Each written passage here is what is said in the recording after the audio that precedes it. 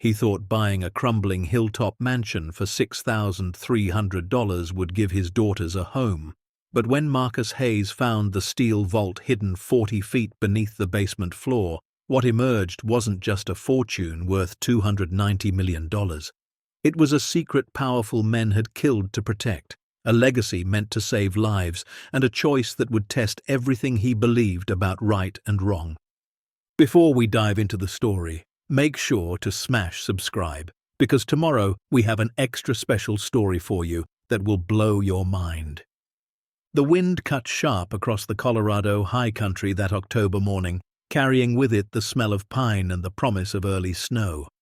Marcus Hayes sat in his beat-up Ford F-150 outside the Blackwood County Courthouse, staring at a crumpled auction listing he'd printed 3 days earlier. His hands, scarred and calloused from 15 years of construction work, trembled slightly as he smoothed the paper against the steering wheel. The photograph showed a massive Victorian mansion perched on a hill like a forgotten crown, its windows dark, its paint peeling, its once grand turrets sagging under the weight of decades. Below the image, the description read, Blackwood Estate, built 1895, 12,000 square feet, 12 acres, severe disrepair, sold as is, no warranties, starting bid $5,000. Marcus was 42 years old, but he felt older. Grief had a way of aging a man from the inside out. His wife, Jennifer, had been gone 3 years now, taken by cancer that moved through her body like wildfire, leaving him alone with 2 daughters and a hole in his chest that never quite healed. Sophie was 14 now, all sharp edges and careful silences, trying so hard to be strong that it broke his heart. Grace was 9, still young enough to cry for her mama in the middle of the night, still innocent enough to believe Daddy could fix anything. But Marcus knew better. He couldn't fix the cramped 2-bedroom rental where Sophie and Grace shared bunk beds while he slept on a pull-out couch that wrecked his back. He couldn't fix the stack of bills on the kitchen counter that grew taller every month. He couldn't fix the way his truck coughed black smoke, or the way his daughters pretended not to notice when he stretched hamburger meat across 3 meals. And he sure as hell couldn't bring their mother back. But maybe, just maybe, he could give them space, a real home. Somewhere they didn't have to whisper because the walls were too thin. Somewhere Grace could have her own room and Sophie could stop looking at him with those worried eyes that said she knew exactly how broke they were. The auction was set to begin at 10 a.m. Marcus checked his watch, 9:43. He had 17 minutes to decide if he was brave or stupid, probably both. The courthouse steps were already crowded when Marcus arrived. Locals had gathered, not to bid, but to watch. In a town as small as Blackwood, population 3,200, an estate auction was entertainment. Marcus recognized faces from the hardware store, the diner, the gas station. They nodded at him with that particular mix of pity and respect reserved for widowers who showed up to work every day, no matter what. He pushed through the crowd and found a spot near the back.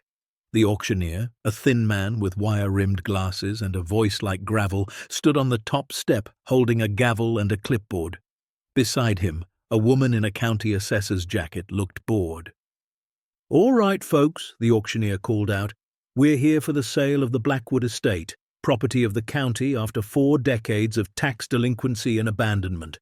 Now I'm going to be straight with you. This place needs work. The inspection report is available for review, but I'll summarize. Foundation issues, roof damage, plumbing shot, electrical non-compliant, estimated repair cost $200,000 minimum." Murmurs rippled through the crowd. Someone laughed. "Probably more like 300,000, a voice said. The auctioneer nodded. "Could be, so let's not waste time. Starting bid is $5,000. Do I have 5,000? Silence. Marcus looked around. No hands. The auctioneer repeated himself. $5,000 for 12 acres and a historic mansion, folks. Somebody want to take a swing at it? More silence. Marcus felt his heart pounding. This was insane. He had exactly $8,400 in his savings account, money he'd been setting aside for Sophie's braces and maybe a down payment on a decent used car. If he bid on this house, he'd be gambling everything. But then he thought about Grace's face when he told her last month they couldn't afford the school field trip to Denver.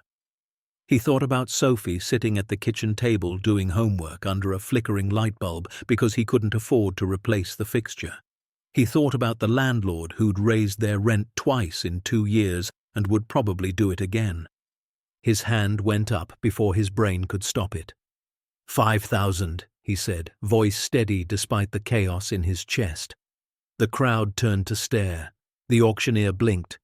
We have 5,000 from the gentleman in the back. Do I hear 6? Silence. The auctioneer waited. Going once at 5,000. Nothing. Going twice. A man near the front shook his head and muttered something to his wife. Sold, the auctioneer said, bringing the gavel down with a sharp crack, to bidder number 27 for $5,000.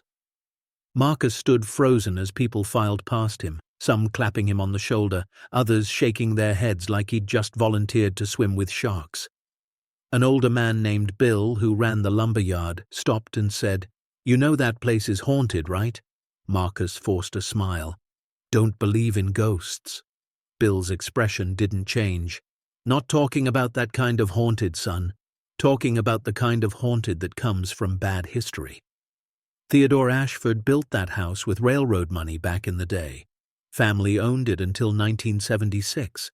Then something happened, something nobody talks about, and they just walked away. Place has been sitting empty ever since. No trespassing signs, chain link fence. County couldn't even give it away. Marcus swallowed.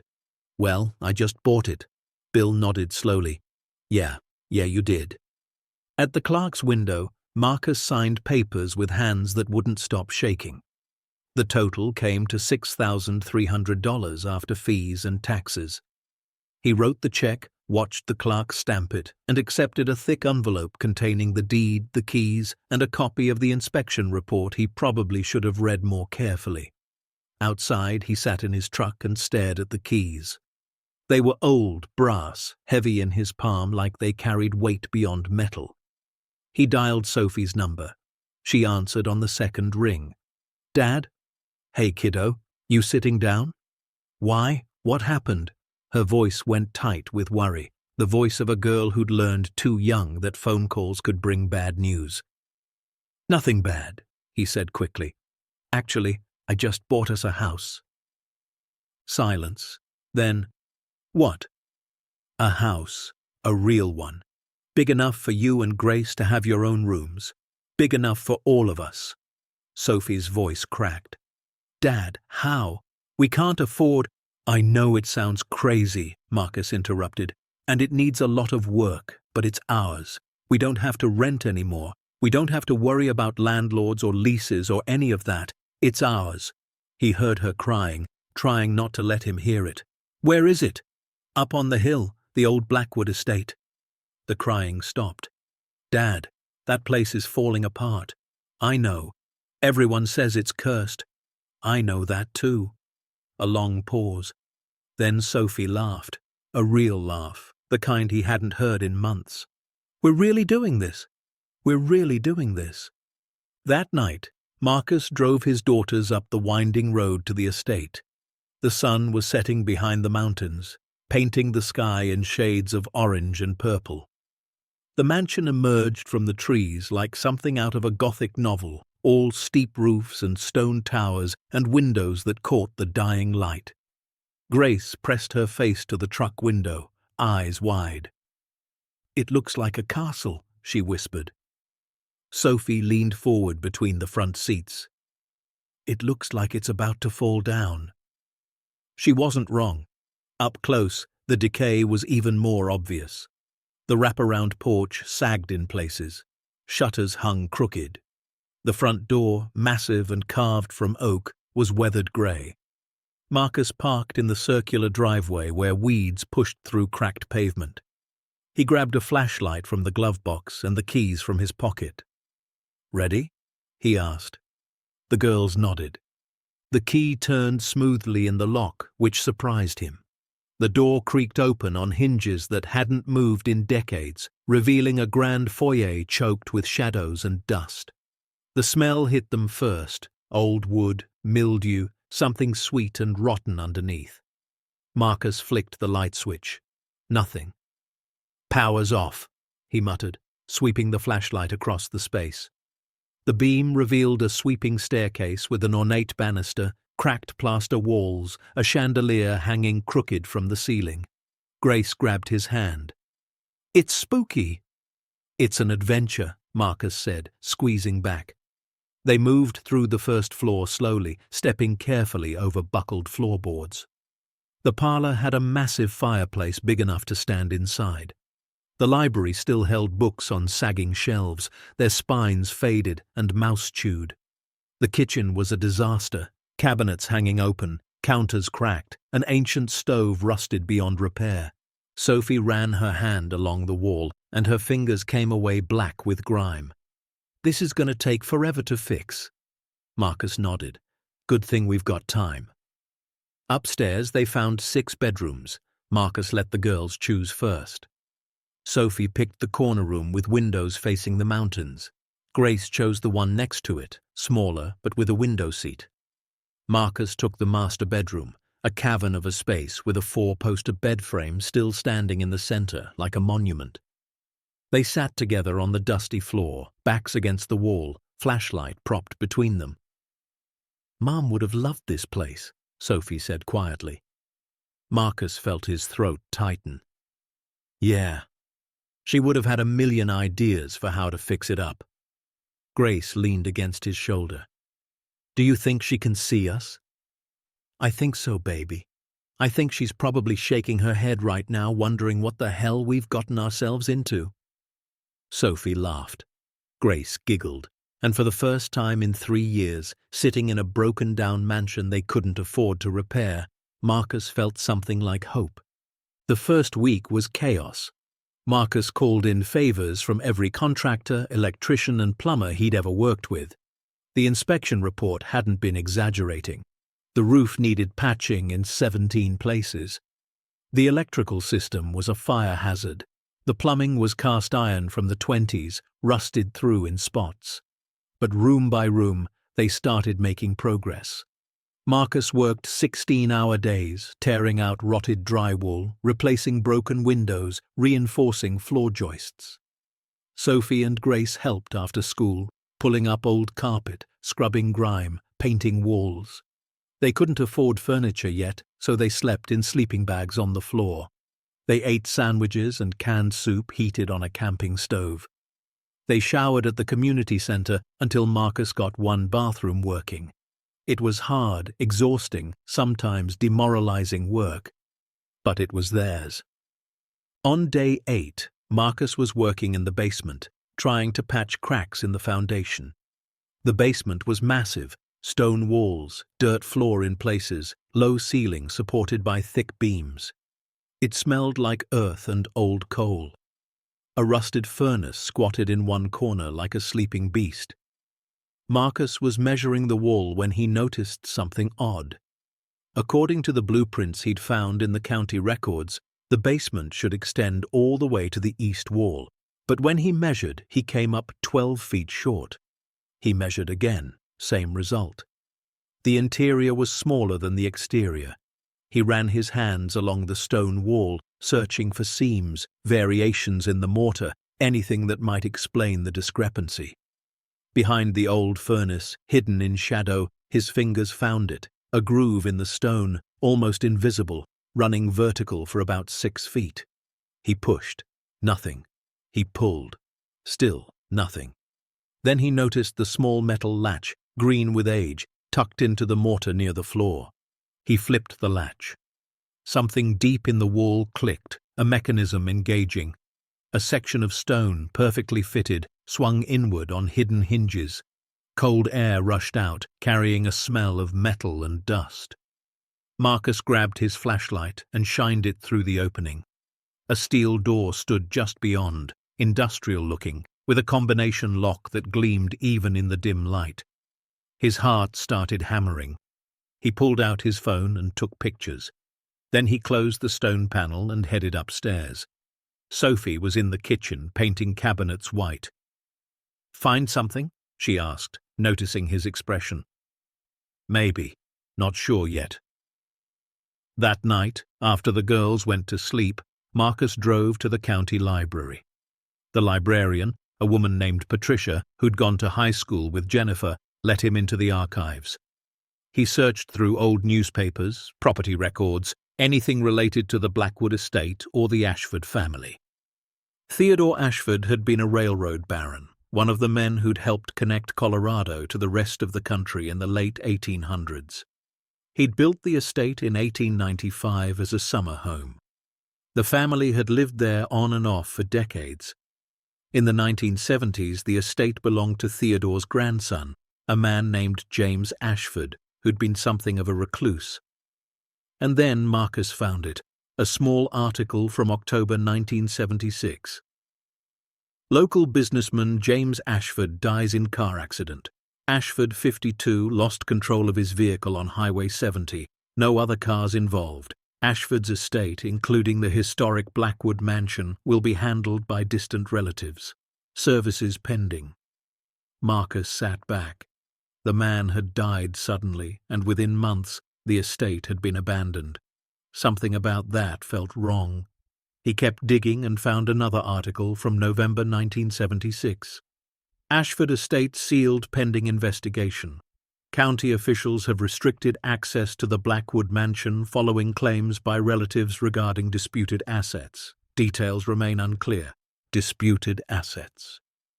Marcus's pulse quickened. He printed everything he could find and drove home.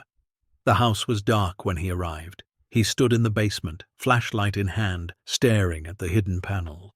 What was behind that steel door? What had James Ashford been hiding?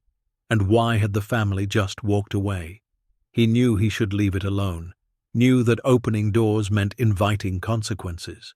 But Marcus Hayes had spent 3 years playing it safe, working his job, raising his daughters, surviving. And where had it gotten him? Still broke, still grieving, still stuck. Maybe it was time to take a different kind of risk. The next morning, Marcus called his friend David, a locksmith who owed him a favor. David showed up that afternoon with his tools and a skeptical expression. "You want me to open a mystery vault in your basement?" "That's the idea." David shook his head but followed Marcus downstairs. When he saw the steel door, he whistled low. "This is military grade. Whoever installed this didn't want anyone getting in. Can you open it?" David examined the combination lock. "Maybe. It's going to take time, though. These old mechanisms, they're tricky. Could take hours, could take days. I've got time." David worked for 3 hours, ear pressed to the lock, fingers delicate on the dial. Marcus sat on the basement stairs, watching, heart pounding. Finally, just after 6 p.m., something inside the lock gave way with a soft click. David stepped back. "We're in." Marcus stood slowly. "You sure?" "Yeah, door's unlocked. Just got to turn the handle." They looked at each other. David said, "You want me to leave?" "No, stay." Marcus reached for the handle.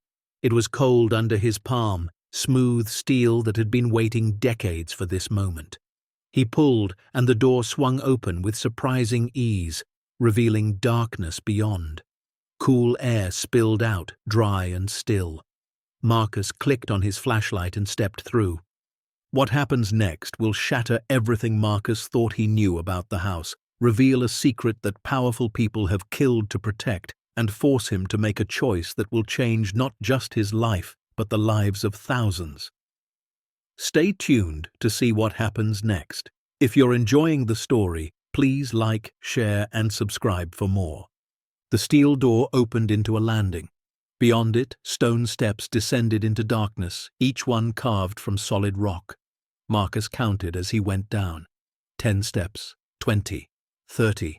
The air grew colder with each footfall, the silence so complete he could hear his own heartbeat. At 40 steps, the staircase ended. His flashlight beam swept across an enormous underground chamber. The ceiling was at least 12 feet high, supported by steel beams.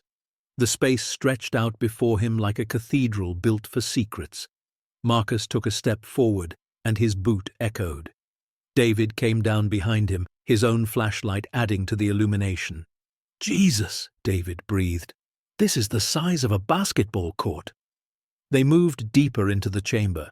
Along the walls, Marcus saw rows of wooden crates, stacked neatly, each one labeled with dates and numbers he didn't understand. Steel filing cabinets lined another wall, at least 20 of them. And in the center of the room, covered with heavy canvas tarps, sat large shapes that could have been furniture or machinery or something else entirely. Marcus approached the nearest tarp. His hands shook as he gripped the canvas edge. He pulled. The tarp slid away with a whisper of fabric, revealing what lay beneath. David's flashlight clattered to the floor. Marcus couldn't breathe. Before them, mounted on a climate-controlled easel, was a painting. Even Marcus, who knew nothing about art, recognized it as something extraordinary. The colors seemed to glow in the flashlight beam, vibrant blues and golds and reds that shouldn't have been possible after decades in darkness. In the corner, a signature, Picasso. "That can't be real," David whispered. Marcus moved to the next tarp and pulled it away. Another painting, different style but equally stunning. Then another. 5 paintings in total, each one a masterpiece. Marcus's legs felt weak. He stumbled to one of the crates and pried it open with shaking hands. Inside, nestled in custom foam, were gold bars. Actual gold bars, stamped with dates from the 1920s. He opened another crate. More gold, and another. Jewelry this time, necklaces dripping with diamonds, rings set with rubies and emeralds, tiaras that belonged in a museum. David was opening filing cabinets now, pulling out folders. Marcus, you need to see this." The cabinets were filled with documents, stock certificates from companies Marcus had never heard of. Bonds from the federal government dated back to World War I. Land deeds for properties across Colorado. Each folder was meticulously labeled and organized. And then Marcus found it, sitting on top of one of the filing cabinets like it had been waiting for him. A leather-bound ledger, the kind accountants used before computers. He opened it with trembling fingers. The first page was dated January 1975 and written in careful script. Collection inventory, compiled by James Theodore Ashford, representing 3 generations of family wealth. Purpose: establishment of Ashford Foundation for Orphaned Children. Total estimated value, as of this assessment, $290 million. Marcus's vision blurred. He read it again. $290 million. The pages that followed listed everything in meticulous detail. Paintings by Picasso, Monet, Van Gogh. Gold reserves acquired during the Depression. Jewelry collections from European nobility. Stock portfolios that had grown exponentially over decades. Real estate holdings across 5 states. Rare coins worth millions on their own. And at the back of the ledger, on the final page, was a handwritten letter. "To whoever finds this collection, my name is James Ashford, and if you're reading this, then I did not live long enough to execute my plans. This wealth represents the life's work of my grandfather Theodore, my father William, and myself. We accumulated it not out of greed, but out of a desire to do something meaningful with the fortune our family built. My grandfather made his money in railroads. My father invested wisely. I have spent my life protecting and growing this collection with one purpose in mind: to create a foundation that would provide for orphan children across this country. Children who, like I once was, have lost their parents and need not just money, but hope. I planned to announce the foundation on my 53rd birthday, November 1976. The paperwork is complete.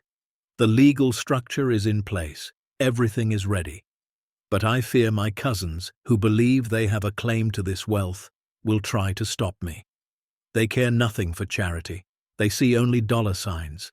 If something happens to me before I can execute this plan, I entrust this collection to whoever inherits this property. The estate, the house, the land, and everything beneath it are all legally tied together.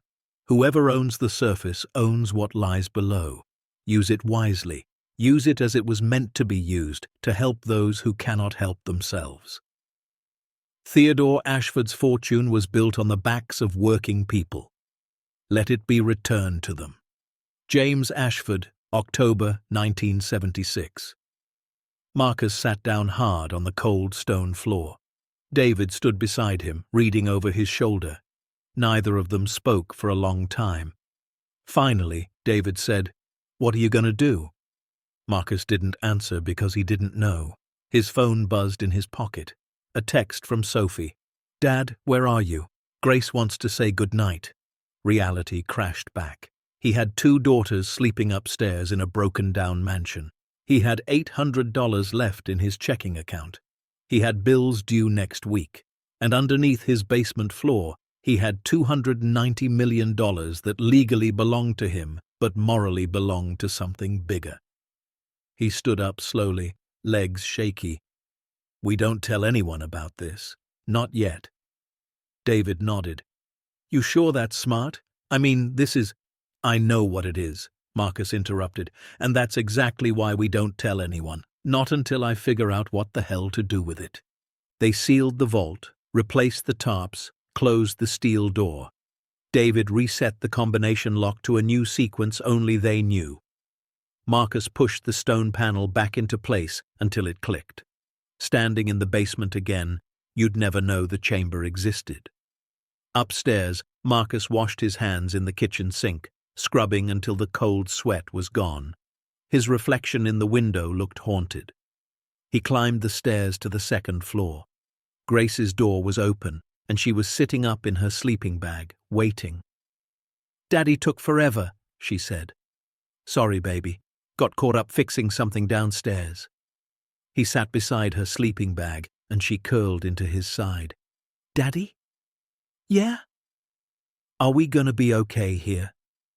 He thought about the vault, thought about the gold and paintings, and the impossible weight of James Ashford's final wish. Thought about the letter that had turned him from a struggling construction worker into the guardian of a fortune meant to help orphans. "Yeah," he said, kissing the top of her head. "We're gonna be okay." But as Grace drifted off to sleep and Marcus sat in the darkness of their broken mansion, he knew nothing would ever be okay again. Not in the way it had been. Because 40 feet beneath where he sat, in a sealed vault that smelled of old money and older secrets, was a choice that would define the rest of his life. Keep it and solve every problem his family had ever faced, or honor a dead man's wish and risk everything for people he'd never met. Marcus Hayes had bought a house for $6,300 thinking he was gambling on shelter. What he'd really bought was a test, and someone, somewhere, already knew what he'd found. Because that night, as Marcus finally fell asleep on the floor of his bedroom, a black sedan pulled up to the end of his long driveway. It sat there in the darkness, engine idling, headlights off. Inside, a man made a phone call. "He's in the house, and if the rumors are true, he's already found it." A pause. "Yes, sir. I'll keep watching." The sedan pulled away, tires crunching gravel, disappearing into the mountain darkness. The Blackwood estate stood silent on its hill, holding its secrets for one more night. But the clock was ticking, and Marcus Hayes, widowed father of 2, accidental heir to a hidden fortune, was about to learn that some discoveries come with a price that money can't pay. Marcus didn't sleep that night. He lay on the floor of his bedroom staring at the ceiling, watching shadows shift as clouds passed over the moon. Every time he closed his eyes, he saw gold bars gleaming in the flashlight beam. He saw James Ashford's handwriting, careful and certain, planning a future that never came. He saw the number 290 million and felt the weight of it pressing on his chest like a physical thing. At 4:30 in the morning, he gave up on sleep. He made coffee on the camping stove in the kitchen and stood at the window, watching dawn creep over the mountains. The estate looked different now. Before yesterday, it had been a renovation project, a fixer-upper, a place he could transform into home through sweat and stubbornness. Now it felt like a responsibility he hadn't asked for and wasn't sure he could carry. His phone buzzed. A text from David. "You doing okay?" Marcus typed back, "No." 3 dots appeared, disappeared, appeared again. Then, "Want to talk?" "Not yet. Need to think." "Okay, I'm here when you're ready. And Marcus, I won't say anything. I promise." Marcus believed him. David was solid, the kind of friend who'd helped Marcus through Jennifer's funeral without being asked, who'd shown up with groceries when Marcus couldn't afford them, who'd never once made him feel small for struggling. But keeping the secret from David was one thing. Keeping it from Sophie and Grace was another. By 7 a.m., both girls were awake. They came downstairs in their sleeping bags wrapped around their shoulders like capes, hair messy, eyes still puffy with sleep. Grace climbed into Marcus's lap at the kitchen table. Sophie poured herself coffee, which she'd started drinking lately, much to Marcus's dismay. "You look terrible," Sophie said. "Thanks, kiddo." "Seriously, though, did you sleep at all?" Marcus shook his head. "Been thinking about the house, about what still needs to be done." Sophie studied him with those eyes that saw too much, Jennifer's eyes, green and sharp and impossible to lie to. "What aren't you telling us?" Grace looked up at him. "Daddy's keeping secrets?" "No secrets," Marcus said, the lie tasting bitter. "Just a lot on my mind." But Sophie wasn't buying it. She set her coffee down and crossed her arms. "Dad, I'm 14, not 4. Something's going on. You've been acting weird since yesterday." Marcus looked at his daughters. Grace, small and trusting, still believed Daddy could fix anything. Sophie, trying so hard to be grown up, carrying burdens she shouldn't have to carry. They deserved to know. They deserved to be part of this decision. But if he told them about the vault, everything would change. They'd stop being normal kids and become walking targets for anyone who learned what was hidden beneath their home. Then again, weren't they already? The vault existed whether they knew about it or not. The danger was real whether they understood it or not. Maybe ignorance wasn't protection. Maybe it was just another kind of vulnerability. Marcus made a decision. "Finish your breakfast, then meet me in the basement. There's something I need to show you." Grace's eyes went wide. "Is it treasure?" Sophie laughed. "This isn't a movie, Gracie." But Marcus didn't laugh. And when Sophie saw his expression, her smile faded. "Dad, just meet me downstairs in 20 minutes. Both of you." He left them at the table, whispering to each other, and went down to the basement. His hands shook as he opened the hidden panel and the steel door beyond. He descended the stone steps and turned on the work lights he'd rigged up the night before.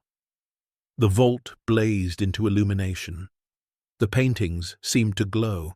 The gold bars caught the light and threw it back in warm, impossible gleams. He heard footsteps on the stairs. The girls appeared at the bottom, Sophie leading, Grace holding her sister's hand. They stopped dead when they saw the chamber. Grace's mouth fell open. Sophie said a word she'd definitely heard from Marcus, but wasn't supposed to repeat. "What is this place?" Sophie whispered. "It's the reason the Ashford family abandoned the house," Marcus said. "It's what James Ashford built before he died. And legally, now that I own the property, it belongs to us." Grace let go of Sophie's hand and walked toward the nearest painting. "Is that real?" "Yes, baby. It's real." Sophie moved to the open crate of gold bars. She reached out, hesitated, then touched one with a fingertip like it might burn her. "How much is all of this worth?" Marcus handed her the ledger. Let her read James Ashford's letter. Watched her face change as the numbers sank in. $290 million, Sophie read out loud, her voice hollow. Grace didn't understand millions yet, but she understood big. Are we rich now? Marcus crouched in front of her. That's the question, isn't it? Because legally, this all belongs to whoever owns the house. And I own the house. But morally? He gestured to the letter. James Ashford wanted to use this money to help orphaned children. Kids who lost their parents, like he did when he was young.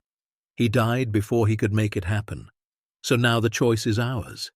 Sophie looked up from the letter. Ours? We're a family. We make big decisions together. But you're the adult, Sophie said. You decide. Marcus shook his head. Not this time. This is too big for me to decide alone, so I'm asking you both. What do you think we should do? Grace spoke first. Mommy always said we should help people if we can. Marcus's throat tightened. Yeah, she did say that. Sophie was quiet for a long time. She walked the length of the vault, looking at everything, her brilliant mind clearly working through scenarios and consequences. Finally, she turned back to Marcus.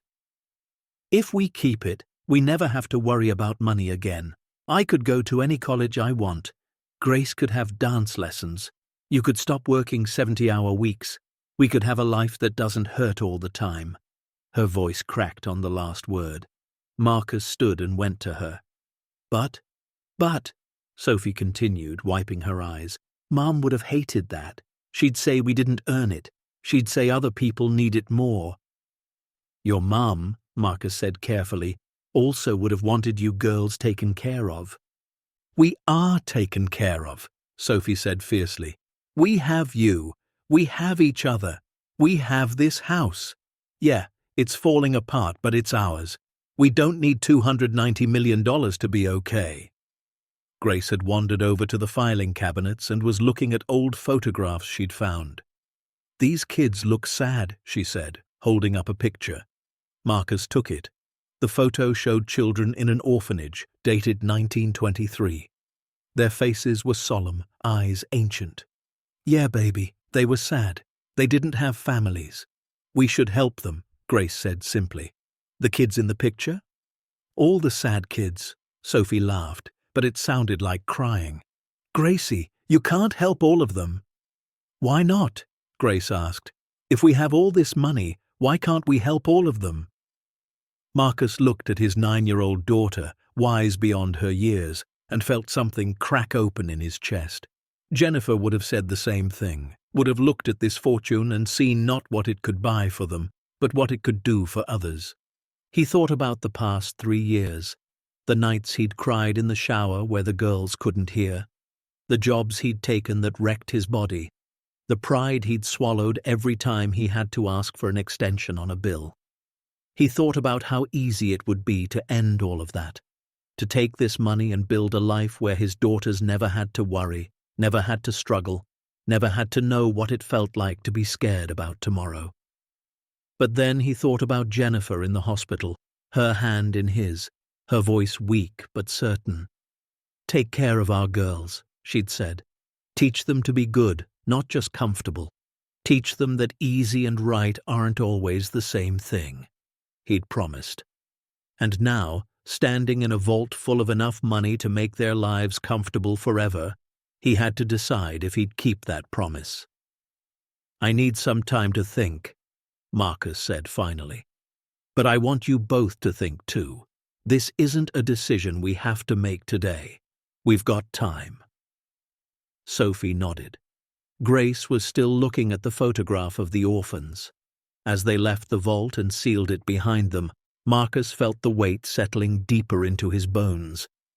That afternoon, after the girls went back to their homework, Marcus drove into town. He needed to talk to someone who understood law, who understood ethics, who'd known Jennifer well enough to help him navigate this impossible choice.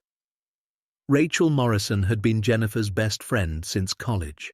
She was a lawyer now, ran a small practice in Blackwood, handling everything from wills to property disputes. She'd been there when Jennifer died, had held Marcus up at the funeral, had checked on the girls every week since. If anyone could help him think through this, it was Rachel. Her office was above the pharmacy on Main Street. Marcus climbed the narrow stairs and found her behind her desk, surrounded by files and coffee cups. She looked up when he knocked, and her face immediately shifted to concern. "Marcus, what's wrong?" "I need your advice, and I need you to promise me this stays between us." Rachel gestured to the chair across from her desk. "Attorney-client privilege. Talk to me." So he did. He told her everything. The auction, the hidden panel, the vault, the letter from James Ashford, the $290 million sitting beneath his basement floor. Rachel listened without interrupting, her expression shifting from skepticism to shock to something like awe. When he finished, she sat back in her chair and exhaled slowly. "Jesus, Marcus. Yeah. You're serious? This isn't some kind of stress-induced breakdown?" "I wish it was." Rachel stood and paced to her window, looking out at Main Street. "Okay, let's think through this legally first. You purchased the property at a county auction. The deed transferred cleanly. Everything on or under that property is legally yours unless there's some prior claim on record. Is there? I'd have to check, but if there was, it would have shown up during the title search before the auction. The county wouldn't have sold you a property with encumbered assets." Marcus felt a knot loosen slightly. "So it's mine. Legally, yes. Morally?" She turned back to him. "That's a different question. James Ashford wanted to use it to help orphans. According to a letter he wrote in 1976, Rachel said. But he never executed that plan, never set up the foundation, never filed the paperwork. From a legal standpoint, his intentions don't create any binding obligation." Marcus rubbed his face. "But from a moral standpoint?" Rachel came back to her desk and sat down. "Marcus, I can't tell you what to do with your conscience, but I can tell you this. If you decide to keep that money, people will come after you. Distant relatives of the Ashfords, treasure hunters, the IRS, every con artist and lawsuit-happy opportunist in the state. Your life will become a circus. And if I try to honor Ashford's wishes, try to create the foundation he wanted, then you'll need lawyers, accountants, non-profit specialists. You'll need to document everything, prove provenance on every item in that vault, pay taxes on the transfer. It'll be expensive and complicated and very public." Marcus's stomach turned.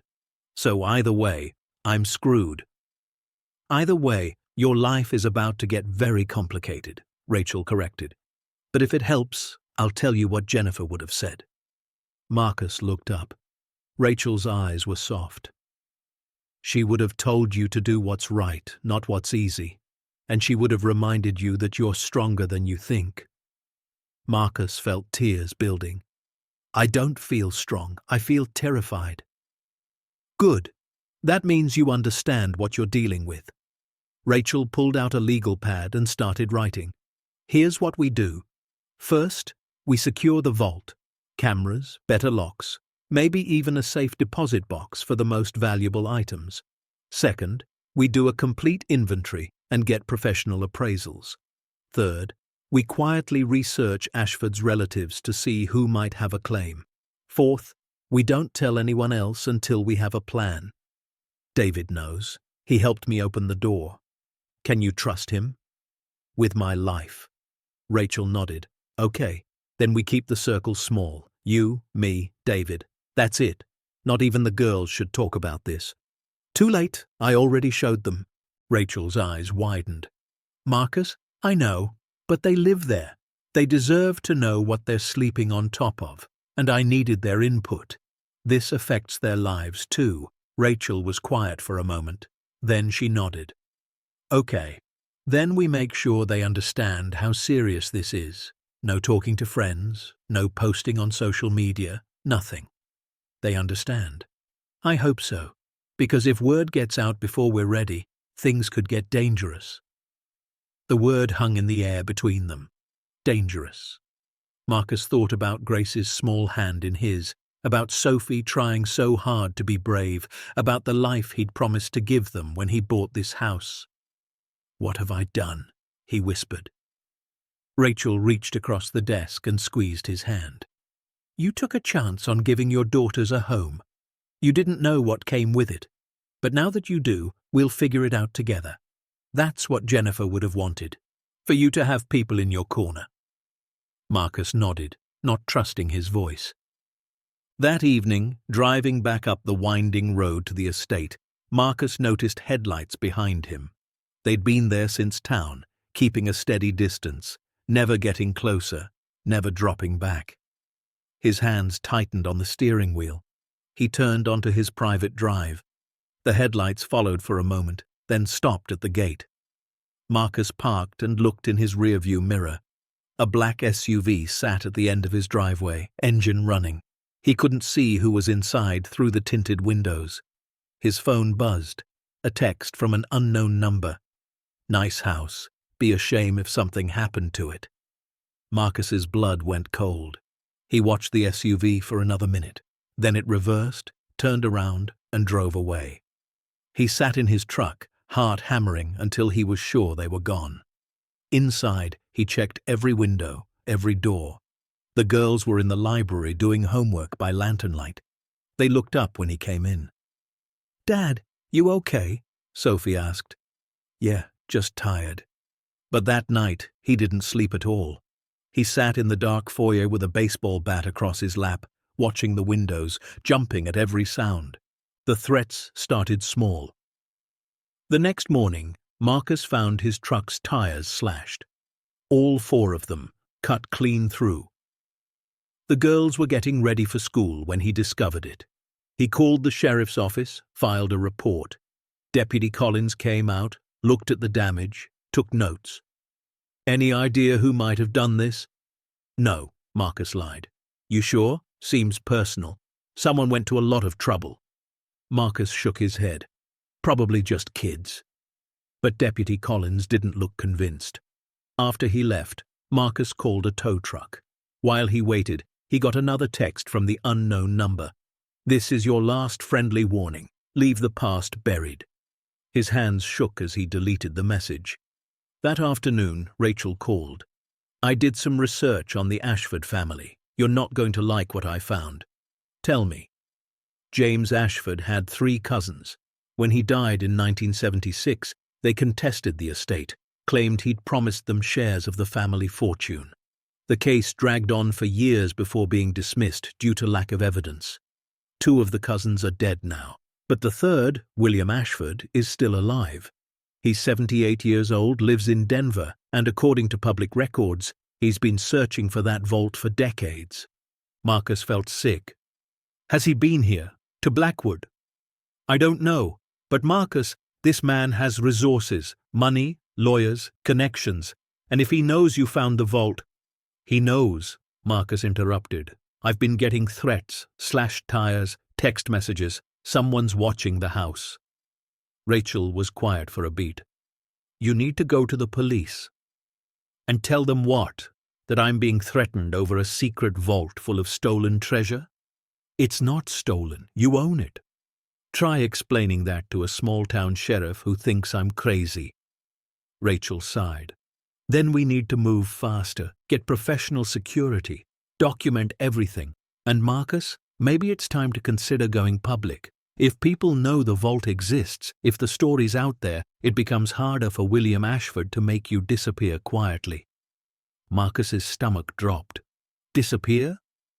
"I'm not trying to scare you, but this is a lot of money, and people have done terrible things for a lot less."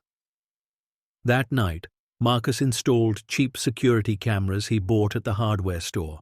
He reinforced the locks on the basement door. He taught Sophie and Grace not to answer the door when he wasn't home, and he tried not to think about William Ashford in Denver, making plans. What happens next will turn this night upside down, reveal a truth nobody expected, and remind us why sometimes the quietest voices carry the most power. Stay tuned to see what happens next. If you're enjoying the story, please like, share, and subscribe for more. 3 nights later, the alarm woke Marcus at 2:15 in the morning. The security system he'd installed was basic, but the motion sensor near the basement door was going off. He grabbed the baseball bat and his phone, checked the camera feed. 2 figures dressed in black were at the basement door. One was working on the lock with tools. Marcus's heart hammered. He dialed 911 with shaking fingers.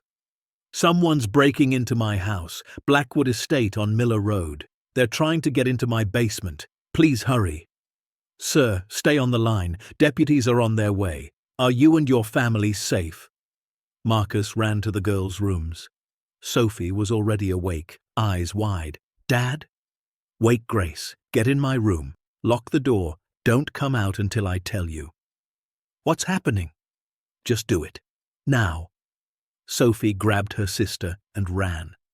Marcus heard his bedroom door slam, the lock click. He went to the top of the basement stairs. He could hear them down there now, the scrape of metal on metal, low voices. His camera showed they'd gotten through the first door and were working on the hidden panel. Anger flooded through him, hot and sudden. These people, whoever they were in his house, threatening his daughters, trying to steal what James Ashford had wanted to use for good. Marcus descended the stairs slowly, bat raised. "I called the cops," he shouted. "They're on their way. You've got about 3 minutes to get the hell out of my house." The noises stopped. Then a voice, cultured and calm. "Mr. Hayes, we're not here to hurt you. We're here to retrieve property that belongs to my family." Marcus reached the bottom of the stairs. In the dim light, he could see 2 figures. One was huge, clearly muscle. The other was smaller, older, wearing an expensive-looking coat. "You're William Ashford," Marcus said. The older man smiled. "I am, and you're the man who accidentally purchased something that should have come to me decades ago." "I didn't purchase anything accidentally. I bought this house fair and square. Everything in it belongs to me." "That vault belonged to my cousin James. When he died, his assets should have been distributed to his next of kin. That's me." "Not according to the will," Marcus said. "James wanted that money to go to orphans. He wrote it down, dated it, signed it." William's expression hardened. "That letter has no legal standing. James never established the foundation, never transferred the assets. From a legal perspective, he died intestate regarding that collection, which means it reverts to family." "Then why are you breaking into my house in the middle of the night instead of going through a lawyer?" William gestured to his companion. "Because I learned long ago that some things are better handled privately. Now, I'm going to give you a choice. You can step aside, let us take what's ours, and walk away with enough money to make this worth your while. Or you can be difficult, and things will get unpleasant." Marcus tightened his grip on the bat. "Get out of my house." "I'm afraid I can't do that." The big man moved forward. Marcus swung the bat, connected with the man's shoulder, but it was like hitting a tree. The man grabbed the bat, yanked it away, and shoved Marcus hard. Marcus hit the wall, head cracking against concrete. Stars exploded in his vision. Through the ringing in his ears, he heard sirens. William heard them too. "We're leaving," he said to his companion. "But Mr. Hayes, this isn't over. That vault belongs to my family, and I will have it." They ran up the stairs and out through the back.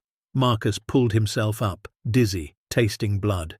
He stumbled to the basement door just as Deputy Collins burst in, gun drawn. "Mr. Hayes, where are they?" Marcus pointed. "Back door, 2 men. One of them is William Ashford." More deputies flooded in. Marcus heard shouting, running footsteps. He sank down onto the basement stairs, holding his throbbing head. Sophie and Grace appeared, Sophie holding Grace back. "Daddy!" Grace screamed. Deputy Collins called for an ambulance. Marcus tried to wave it off. "I'm fine, just hit my head." "You're bleeding pretty good, sir. Let the paramedics check you out." The ambulance arrived. The paramedics cleaned the gash on Marcus's head, decided he didn't need stitches but should watch for concussion symptoms. The deputies searched the property but found no sign of William Ashford or his companion. Their black SUV was gone. Deputy Collins took Marcus's statement. When Marcus explained who William Ashford was and why he'd broken in, the deputy's expression shifted from sympathy to skepticism. "So you're saying this man broke into your house because he believes you have a vault full of treasure in your basement?" "It's not treasure, it's a collection, worth about $290 million. And yes, it's real." Deputy Collins looked at Marcus like he might be concussed after all. "Sir, I'm going to need you to slow down and start from the beginning." So Marcus told him everything. The auction, the hidden panel, the vault, James Ashford's letter, William's claim to the family fortune. When he finished, Deputy Collins was quiet for a long time. "You're serious?" "Completely. And you can prove this vault exists?" "I can show you if you want." 15 minutes later, Deputy Collins was standing in the underground chamber staring at paintings and gold bars with an expression of pure shock. He took photographs, called his superior. Within an hour, the sheriff himself arrived. By dawn, Marcus's quiet discovery had become an active investigation. The sheriff, a weathered man named Donnelly, stood in Marcus's kitchen drinking coffee and looking grim. "Mr. Hayes, I'm going to be straight with you. This situation is way above my pay grade. We're talking federal jurisdiction, IRS involvement, potential theft charges against William Ashford, and a whole lot of legal complexity I don't even understand. What does that mean for me and my daughters?" "It means you need better security than what you've got. It means you need a lawyer, probably several, and it means your life is about to become very public." Marcus closed his eyes. "I just wanted to give my kids a home." "I know, son, but you stumbled into something a lot bigger than that." By mid-morning, news vans were parked at the end of Marcus's driveway. Somehow word had leaked, probably from one of the deputies, maybe from dispatch. It didn't matter. The secret was out. Marcus stood at his window watching reporters set up cameras, and he felt the last shred of his normal life slipping away. Rachel arrived around noon, laptop in hand, ready to work. "Okay," she said, spreading papers across the kitchen table. "We need to get ahead of this. I've drafted a statement. We're going with the truth. You purchased the property legally, discovered a hidden collection, learned of the original owner's charitable intentions, and are considering how best to honor those wishes while protecting your family's interests." "That sounds like lawyer speak," Sophie said. She and Grace had refused to go to school, had stayed home clinging to Marcus like he might disappear. "It is lawyer speak," Rachel admitted, "but it's better than letting reporters make up their own story." Marcus read the statement. It felt surreal, seeing his life reduced to 3 paragraphs of careful language. What about William Ashford? "The sheriff has issued a warrant for his arrest on breaking and entering charges. But Marcus, you need to understand, William has money and lawyers too. He's going to fight this. It could get ugly." "Uglier than him breaking into my house and assaulting me?" "Yes, because next time it'll be in court. And in court, he doesn't have to use fists." The phone started ringing. Reporters asking for interviews, producers wanting exclusive rights to the story, lawyers offering their services. Rachel fielded most of them, but the volume was overwhelming. By evening, Marcus felt like he was drowning. He sat on the front porch with Sophie and Grace, watching the sunset paint the mountains gold. "I'm sorry," he said quietly. "For what?" Sophie asked. "For dragging you into this, for buying this house, for opening that vault, for all of it." Grace climbed into his lap. "I'm not sorry. This house is cool. And we're gonna help the sad kids, right?" Marcus hugged her tight. "Yeah, baby, we're gonna help them." Sophie leaned against his shoulder. "Dad, are you scared?" Marcus thought about lying, about being brave, but his daughters deserved the truth.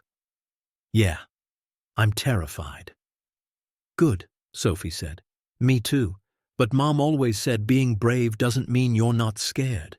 It means you do the right thing even when you are scared." Marcus felt tears building. When did you get so smart? I had a good teacher. That night, after the girls finally fell asleep, Marcus went down to the vault alone. He stood among the paintings and gold, James Ashford's legacy, waiting patiently in the dark. I don't know if I'm strong enough for this, he whispered to the empty chamber. I don't know if I can protect them and honor your wishes and survive whatever's coming. I'm just a construction worker. I fix things with my hands, not lawyers and courtrooms and people who want to destroy me. The vault didn't answer, but in the silence, Marcus heard Jennifer's voice, the way she'd sounded in the hospital. You're stronger than you know, and you're not alone. He wiped his eyes, took a breath, then he pulled out his phone and texted Rachel. Let's do it. Set up the foundation. Honor Ashford's wishes, whatever it takes. Her response came immediately. You're sure? No, but I'm doing it anyway.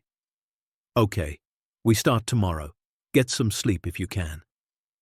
Marcus looked around the vault one more time. $290 million. A fortune that could change his life or end it. A gift from a dead man who'd believed in helping others. A burden Marcus had never asked for but couldn't walk away from. He climbed back upstairs, sealed the vault, and tried to sleep. Tomorrow, the real fight would begin. The lawsuit arrived 6 days after the break-in. A courier delivered it to Marcus's door at 7:30 in the morning while he was making breakfast. Sophie answered, signed for the envelope, and brought it to the kitchen table where Marcus was burning toast because he couldn't stop his hands from shaking. The document was 47 pages long. William Ashford versus Marcus Hayes filed in district court, claiming wrongful possession of family assets, demanding immediate return of all contents within the vault, seeking damages for emotional distress, and requesting a restraining order preventing Marcus from accessing or moving any items until the case was resolved. Rachel arrived an hour later to review it. She sat at the kitchen table, reading in silence while Marcus paced. Grace was at school finally, after 3 days of refusing to go. Sophie had stayed home again, sitting on the couch pretending to do homework but really just watching her father fall apart. This is aggressive, Rachel said finally. William's lawyer is playing hardball. Can he win? Marcus asked. Honestly, I don't know. He's got a legitimate argument that James Ashford died without properly executing his charitable intentions. From a strict legal standpoint, assets in an intestate situation typically go to next of kin. But you purchased the property legally. Everything on it, in it, or under it became yours at the moment the deed transferred. We've got precedent on our side. So what happens now? Now we respond. We file our own motion establishing your legal ownership. We get the collection appraised by independent experts. We document everything about how you found it, when you found it, your intentions for it, and we prepare for a long fight. Marcus sank into a chair. How long? Could be months, could be years. I don't have years. I can barely afford this month's groceries. Rachel closed the file. That's the other thing. William knows you don't have resources to fight him. He's counting on you giving up because you can't afford the legal fees. Can I? Rachel hesitated. I'll work for free until this is resolved. But Marcus, we're going to need expert witnesses, appraisers, maybe even historians to establish the provenance of these items. That's going to cost money. Money I don't have. Money you're sitting on top of, Sophie said quietly from the couch. Marcus and Rachel both turned to look at her. What? Marcus asked. You have $290 million in the basement. Use some of it to fight for the rest. It's not that simple, Rachel said. If Marcus starts liquidating assets before the case is resolved, William's lawyers will claim he's destroying evidence or hiding money. Sophie stood up. Then what's the point? We can't use it to help ourselves. We can't use it to help other people. We just have to sit here while some rich old man tries to take it away? Her voice cracked. This is so stupid. Marcus went to her, tried to put his arm around her shoulders, but she pulled away. "Sophie!" "No, I'm tired of watching you pretend everything's okay when it's not. I'm tired of eating ramen and wearing second-hand clothes while we live on top of a fortune we can't touch. I'm tired of being scared every time someone knocks on the door." She was crying now, angry tears she'd been holding back for days. "Mum wouldn't have wanted this. She wouldn't have wanted you to sacrifice everything for some dead guy's dream. Your mom would have wanted us to do what's right," Marcus said gently, "even when it's hard." "Well, maybe what's right is taking care of your own family first," Sophie shot back. Then she grabbed her coat and ran out the front door. Marcus started after her, but Rachel stopped him.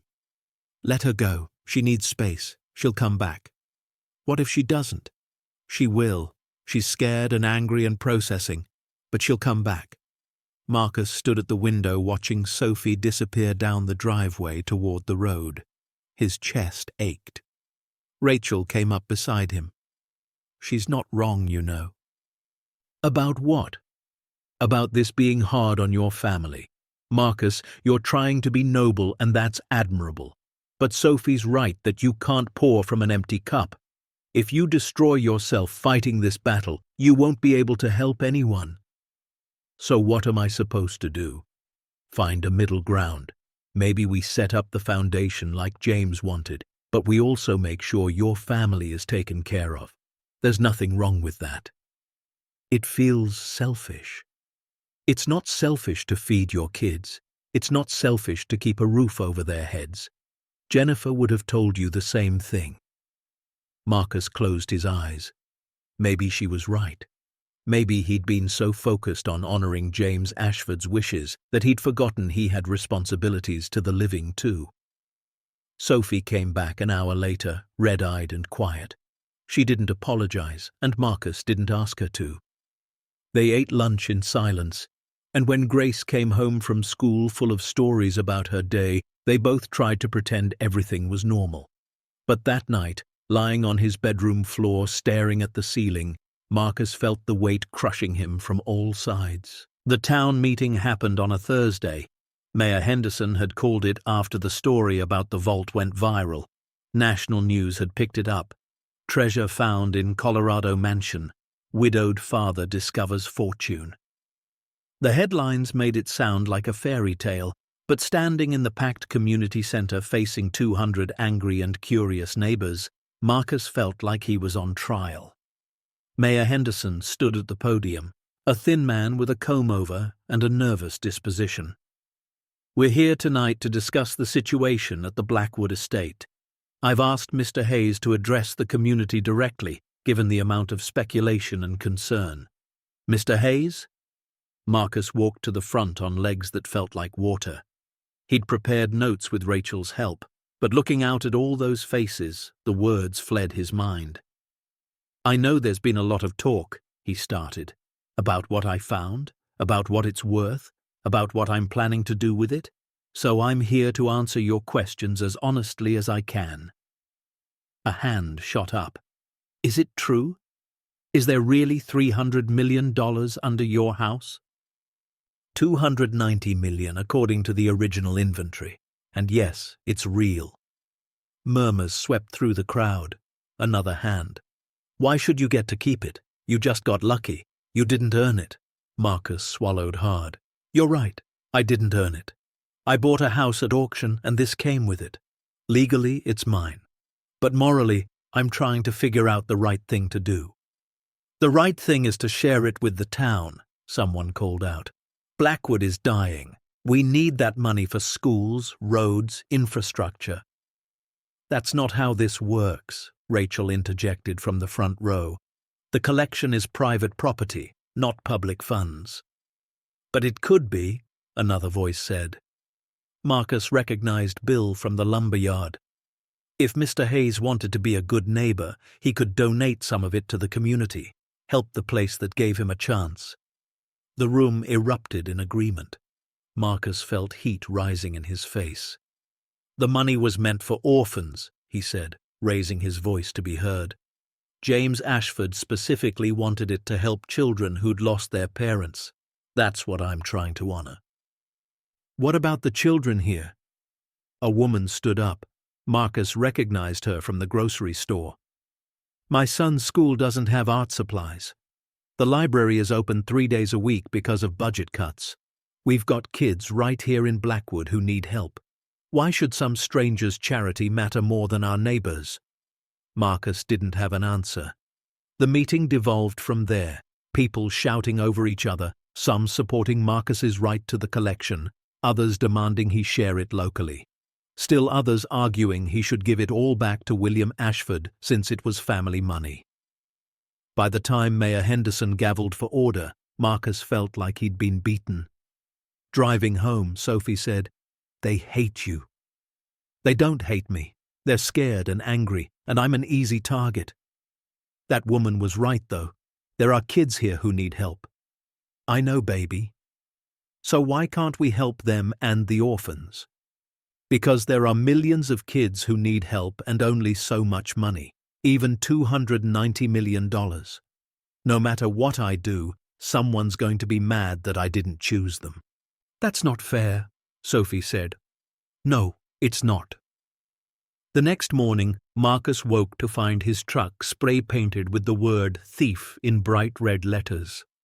Someone had also smashed his mailbox and left garbage strewn across his lawn. He cleaned it up before Grace woke, but Sophie saw.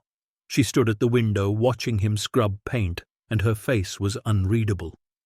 At work, Marcus's boss pulled him aside. "Look, I hate to do this, but I'm getting complaints. Some of the guys are saying you're sitting on a fortune while claiming you can't afford to pay back the money you borrowed last year." "I paid that back," Marcus said. "Did you?" "Yes, in full, in August." The boss shifted uncomfortably. "Well, either way, it's causing problems on site. Maybe you should take some time off, until this blows over." "You're suspending me?" "I'm suggesting a voluntary leave. With everything going on, you're distracted anyway. It's a safety concern." Marcus wanted to argue, wanted to fight, but he was too tired. "Fine. Let me know when you want me back."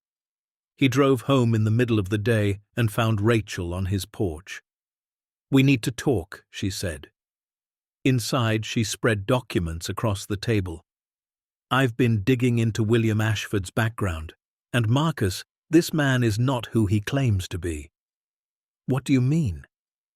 "He says he's James Ashford's closest living relative, which is technically true. But his branch of the family has been in debt for decades.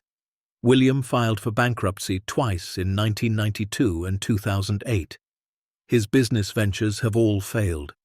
And get this, in 1983, he was investigated for insurance fraud. Charges were dropped, but the investigation was real." Marcus leaned forward.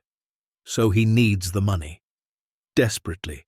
Which means his claim that he wants to honor family legacy is garbage. He wants to liquidate the collection and pay his debts.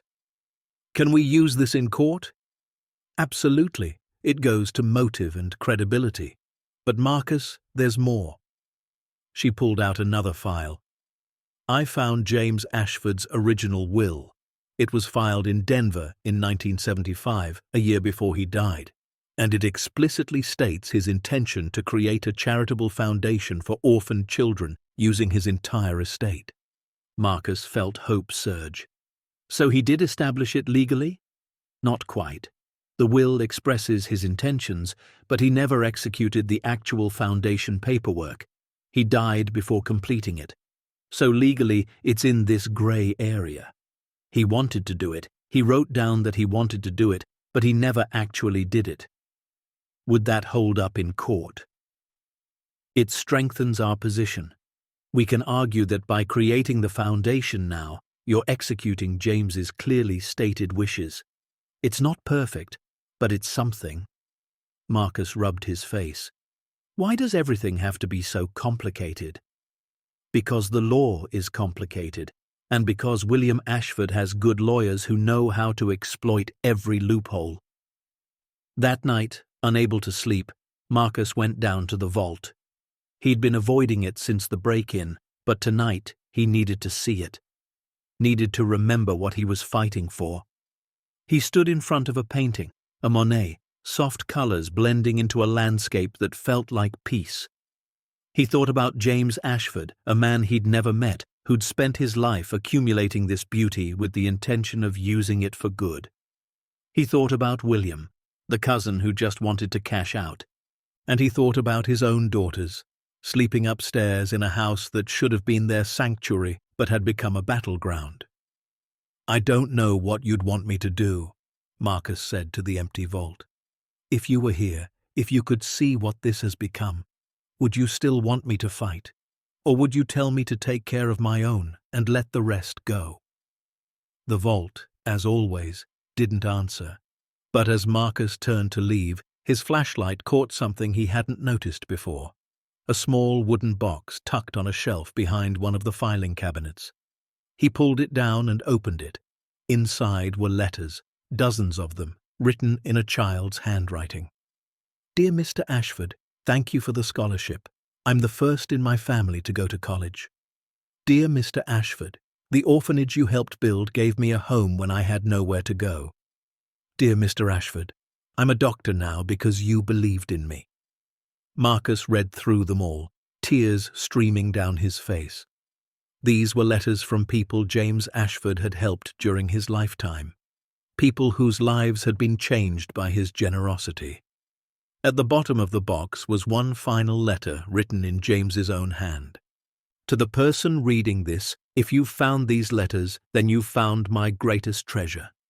Not the gold or the paintings or the wealth accumulated over generations, but the proof that money, when used with purpose, can change lives. I was orphaned at age 7 when my parents died in a fire. My grandfather Theodore took me in, gave me a home, gave me a future. I spent my whole life wanting to do the same for others. This collection represents that dream. Use it wisely, use it well, and know that every child you help carries forward a legacy bigger than any of us. James Ashford." Marcus clutched the letter to his chest and wept. For James, for Jennifer, for the impossible weight of trying to do the right thing in a world that punished you for it. When he finally climbed back upstairs, the sun was rising. Sophie was in the kitchen making coffee. She looked at him, took in his red eyes and tear-streaked face, and didn't ask questions, just handed him a mug and sat beside him in silence. "I found letters," Marcus said finally, "from people James Ashford helped, kids he put through school, orphanages he funded, lives he changed." Sophie sipped her coffee. And I can't walk away from that, even if it costs me everything, even if the whole town hates me, even if we lose this fight in court, I can't just take the money and run. It would betray everything Mom taught us, everything James believed in, everything those letters represent." Sophie was quiet for a long time. Then she said, "I'm still scared." "Me too. But I think you're right. I think Mom would be proud." Marcus put his arm around her and she didn't pull away. They sat like that, watching morning light fill the broken mansion they called home, and Marcus felt something shift inside him. Clarity, maybe. Or just acceptance that some fights were worth having even when you couldn't see how you'd win. Rachel called at 8. "We have a court date. Preliminary hearing is in 3 weeks. William's team is pushing for immediate seizure of the assets pending resolution of ownership." "Can they do that?" "They can try. We'll fight it. But Marcus, you need to be prepared.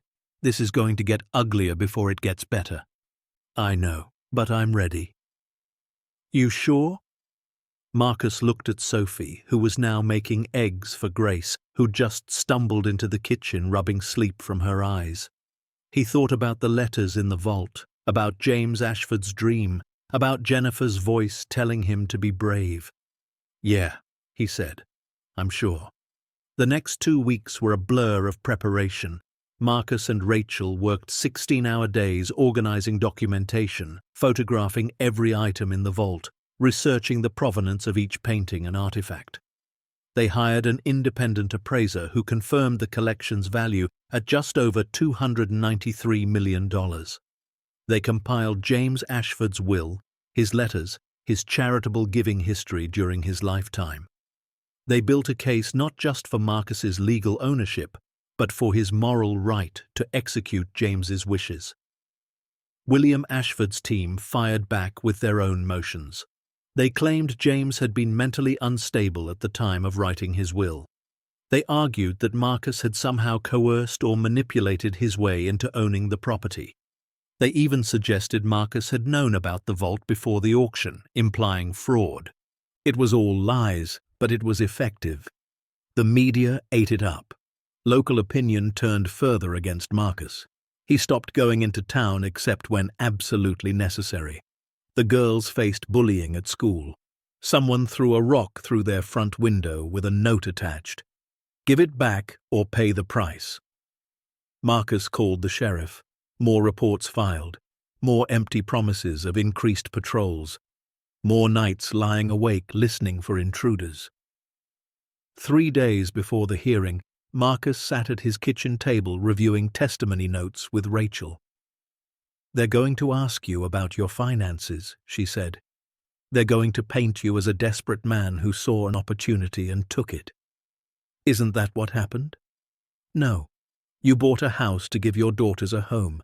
You had no knowledge of the vault. The fact that you're trying to honor James's charitable intentions instead of keeping everything proves your character. Does it? Or does it just prove I'm an idiot who can't take care of his own family?" Rachel slammed her pen down. "Stop it. Stop second-guessing yourself. You're doing the right thing and you know it. The right thing is costing me my job, my reputation, my peace of mind, and possibly my daughter's safety. And keeping the money would cost you your soul," Rachel shot back. "Would cost you the ability to look at yourself in the mirror. Would cost you the example you're setting for Sophie and Grace about what matters in life." Marcus was quiet. Jennifer would have hated this. Jennifer would have been right beside you fighting. You know that. He did know that. And maybe that was the only thing that kept him going. The night before the hearing, Marcus couldn't sleep. He wandered through the mansion, room by room, thinking about everything that had happened since that October morning at the auction. He'd bought this place thinking it would solve his problems. Instead, it had created 100 new ones. But standing in Grace's room, watching her sleep, clutching the stuffed rabbit Jennifer had given her, Marcus knew he wouldn't change it.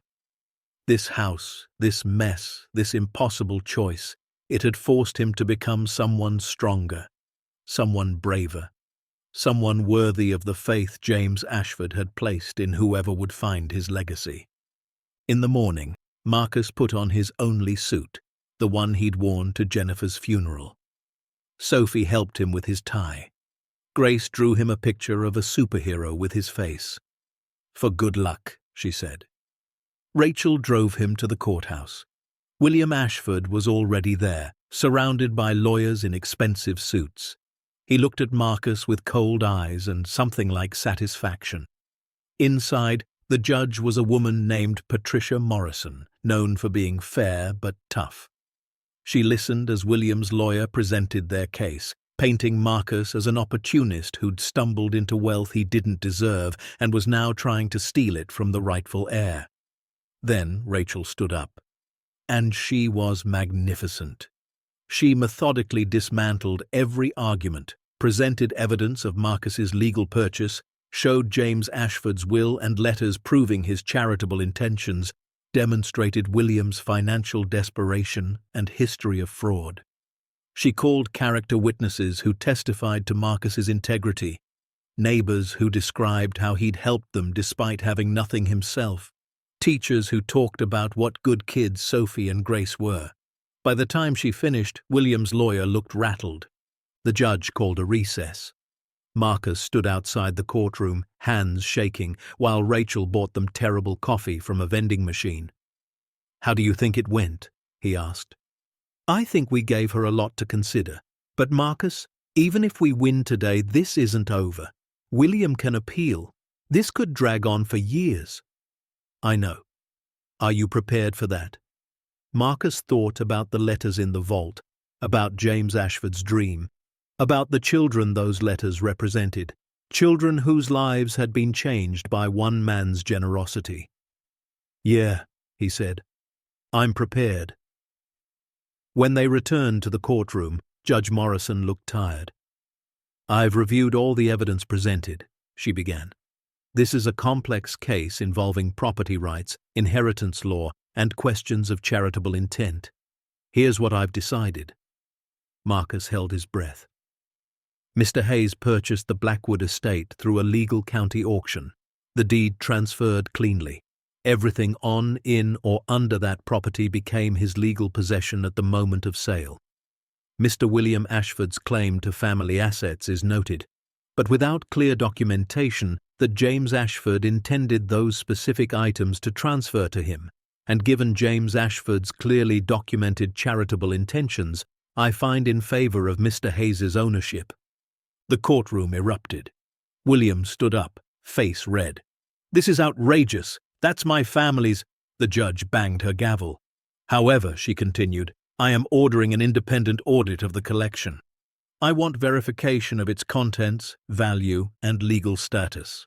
Mr. Hayes, you will cooperate fully with this audit, and I'm placing a temporary restriction on liquidation of assets until we can establish proper oversight for any charitable foundation you intend to create.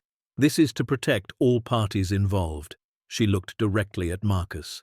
Mr. Hayes, I'm trusting you to do the right thing here. Don't make me regret that trust. Yes, Your Honor. Court adjourned. Rachel grabbed Marcus's arm as reporters swarmed. They pushed through to the exit, Rachel shouting no comment to every question. In the parking lot, Marcus finally let himself breathe. We won, he said, not quite believing it. We won the first round, Rachel corrected. William's going to appeal, but yes, for now, the collection is legally yours. Marcus pulled out his phone and called Sophie. She answered on the first ring. Dad? We won, kiddo. The judge ruled in our favor. He heard her crying, heard Grace in the background asking what happened. You really did it, Sophie said. We really did it, Marcus corrected. This was all of us. You, me, Grace, Rachel, everyone who believed. That night, standing in the vault surrounded by $293 million worth of history and hope, Marcus made his final decision. He wasn't going to be paralyzed by fear anymore. He wasn't going to second-guess himself into inaction. James Ashford had left a roadmap. All Marcus had to do was follow it. He pulled out his phone and texted Rachel one word.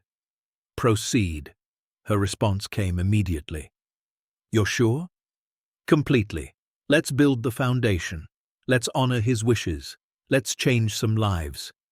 Okay, we start tomorrow. Get some sleep. But Marcus didn't sleep. He stayed in the vault, reading through the letters again, imagining the children those words represented. And he made them a promise. I won't let you down, he whispered. Any of you. Above him, in the broken mansion that had become his battlefield, his daughters slept safely. And for the first time since finding the vault, Marcus Hayes felt like maybe, just maybe, he was strong enough for this after all. The paperwork to establish the Jennifer Hayes Foundation took 3 months. 3 months of lawyers, accountants, non-profit specialists, and bureaucrats who treated Marcus like he was trying to pull off the greatest scam in history. Rachel worked tirelessly, translating legal jargon into English Marcus could understand, filing forms with the IRS, the state of Colorado, and half a dozen other agencies that all wanted their piece of oversight. They had to prove the collection's provenance, document every painting's ownership history, verify the gold wasn't stolen or illegally obtained, trace the stock certificates back decades to ensure they were legitimate. Every item in the vault underwent scrutiny from experts who charged fees Marcus couldn't afford, but Rachel somehow negotiated down. The appraiser they'd hired, a woman named Dr. Elaine Webster from Denver, spent 2 full weeks in the vault cataloging everything. She was in her 60s, sharp-eyed and no-nonsense, and she treated each piece with reverence that reminded Marcus why this mattered.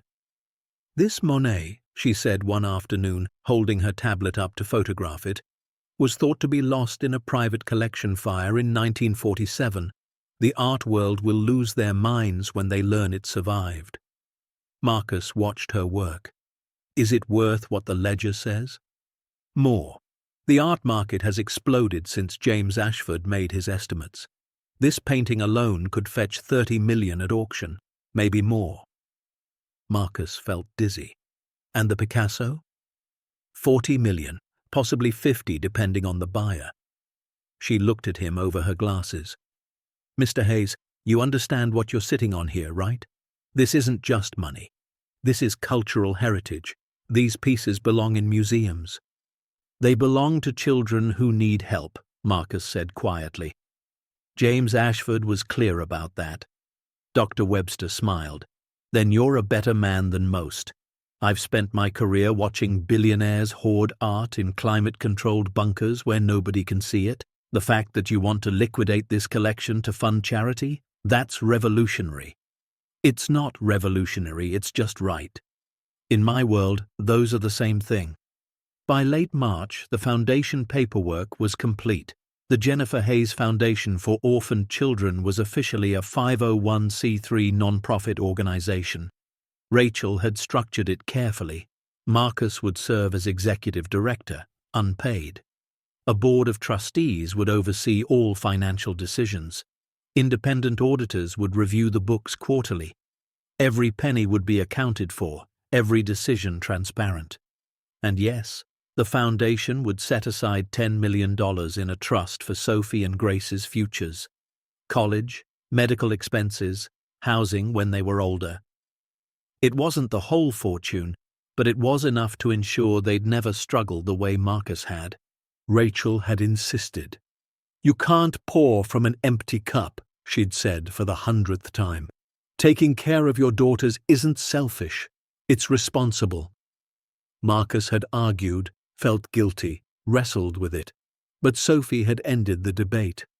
"Dad, if you don't set aside something for us, I'll spend my whole life wondering if you regret choosing charity over your own kids. Let us be taken care of so we can focus on helping others too.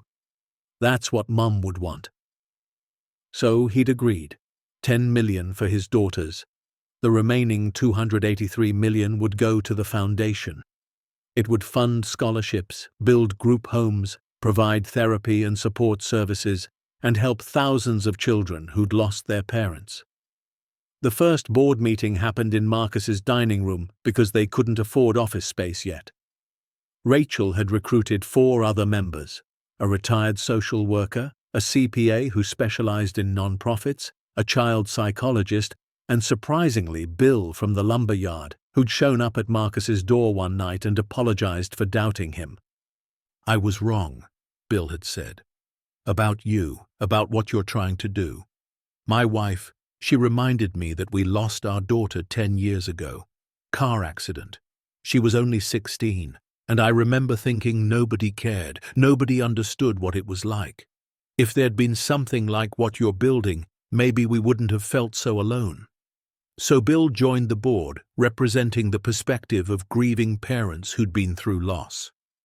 The 5 of them sat around Marcus's table, reviewing the foundation's first grant applications. They'd put out a quiet call, nothing public yet, just through social workers and child welfare agencies. They'd received 347 applications in 2 weeks.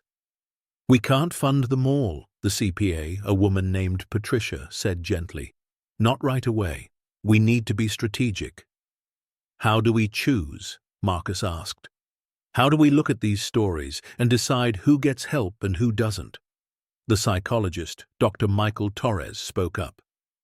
"We start with the most urgent cases. Children who are about to age out of foster care with nowhere to go. Kids who need immediate medical care or therapy. Families on the verge of homelessness." They worked through the night. By dawn, they'd selected their first round of recipients. 50 families would receive $10,000 each. 20 kids would get full college scholarships, 15 group homes would receive funding for improvements and programming. It was a start. The letters went out in April. Marcus wrote each one personally, his hand cramping after the 20th signature, but he kept going. These weren't form letters. Each one acknowledged the recipient's specific situation, their loss, their courage. Dear Maria, I'm so sorry for the loss of your parents. I know words can't fill that hole in your heart. My own daughters lost their mother 3 years ago, and we're still learning how to carry that grief. But I hope this scholarship will help you build the future your parents dreamed of for you. You're not alone. Sincerely, Marcus Hayes. The responses started coming back within days. Phone calls, letters, emails, all of them saying the same thing. Thank you. You changed my life. You gave me hope. I didn't think anyone cared. One letter came from a 17-year-old boy named James, which made Marcus's throat tight. Mr. Hayes, I've been in foster care since I was 9. My parents died in a house fire, and I've been bouncing between homes ever since. I'm about to turn 18 and age out of the system. I was planning to drop out of school and find work because I had nowhere to live. Your grant means I can finish high school and go to community college. It means I have a chance. I don't know how to thank you except to promise I'll pay it forward someday. You saved my life, James. Marcus read that letter to Sophie and Grace over dinner that night. Grace cried. Sophie said, "This is why we're doing it, right? This is what Mom would want." "Yeah, baby," Marcus said. "This is exactly what she'd want." But not everyone was happy. The town of Blackwood was still divided. Some people celebrated Marcus's decision, showed up at the estate to volunteer, offered to help however they could. Others remained bitter. Why should strangers get money when our own community is struggling? The local newspaper ran an editorial that cut deep. While we applaud Mr. Hayes's charitable intentions, we question why Blackwood residents are being overlooked. Our schools need funding, our roads need repair, our children need help too. It seems Mr. Hayes has forgotten the community that welcomed him. Marcus read it 3 times, each time feeling worse. He called a town meeting, his second one, hoping this would go better than the first. It didn't. He stood in front of the same crowd, many of the same angry faces, and tried to explain. I understand you're frustrated. I understand Blackwood has needs too. But James Ashford's vision was specific. He wanted to help orphan children everywhere, not just in one town. If I change that, I'm betraying his trust. His trust, someone yelled. He's dead. He doesn't care anymore. But I care, Marcus said. And I have to live with my decisions. I have to look my daughters in the eye and know I did the right thing. The right thing for who? Another voice called. For kids you've never met, while our kids go without. Marcus felt his temper rising. Your kids have parents, they have homes, they have people fighting for them. The kids I'm helping have nobody. They're alone in a system that fails them every single day. They're aging out of foster care with nowhere to go. They're watching their siblings get split up because there aren't enough resources. They're giving up on education because they can't afford it. So yes, I'm choosing them, because someone has to. The room went quiet. Then a woman stood up. Marcus recognized her, Clara Jenkins, who ran the local youth center on a shoestring budget. I think what Mr. Hayes is doing is beautiful, she said, and shame on us for making him feel guilty about it. Blackwood's problems aren't his responsibility. He doesn't owe us anything. He bought a house, found something extraordinary, and instead of keeping it all for himself, he's trying to honor a good man's wishes. That takes courage. It takes character. And we should be supporting him, not tearing him down. A few people nodded. A few others grumbled and left. But slowly the tide began to turn. By summer, the foundation had given out over $2 million in grants. The impact was immediate and visible. Kids who'd been sleeping in cars were moved into stable housing. Teenagers who'd given up on college were enrolling in universities. Group homes that had been running on fumes suddenly had resources for field trips, therapy programs, art classes. Marcus started receiving thank you videos.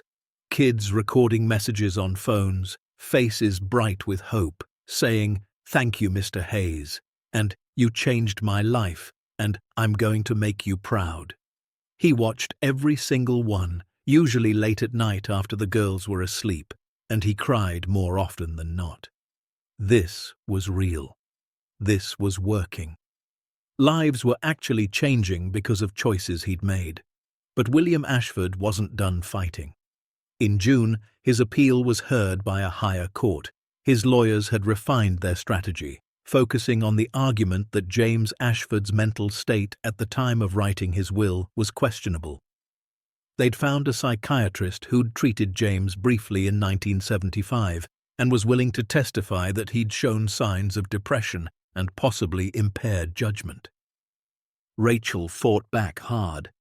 She brought in James's longtime physician, who testified that aside from normal grief after losing his wife, James had been mentally sound.